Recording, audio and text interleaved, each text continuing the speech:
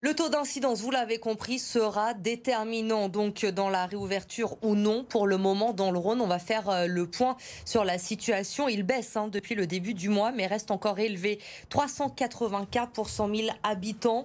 La tension hospitalière, elle est toujours forte aussi, 138%. Mais malgré ces chiffres, certains médecins ne comprennent pas aujourd'hui la politique de déprogrammation massive dans notre département. Le syndicat national des anesthésistes réanimateurs a d'ailleurs écrit à ce sujet à Olivier Véran.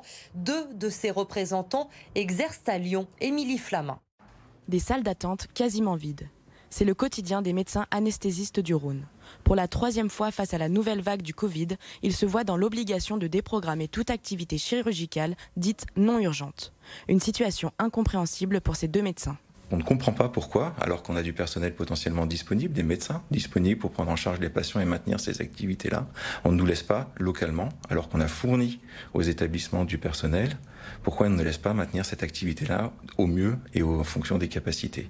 Comme ça se fait d'ailleurs du reste dans les autres parties de la région. Des opérations considérées comme non essentielles, mais qui de déprogrammation en déprogrammation le deviennent.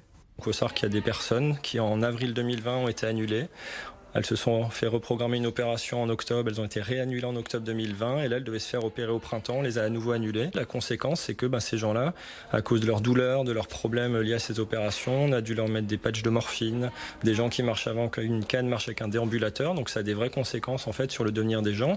On doit mettre des traitements des fois pour reporter ces opérations, ces traitements ils ne sont pas anodins d'effets secondaires. Une situation compliquée pour ces médecins qui se voient dans l'obligation de faire du tri entre leurs patients. Actuellement, les déprogrammations touchent 50% de leur activité dans leur clinique.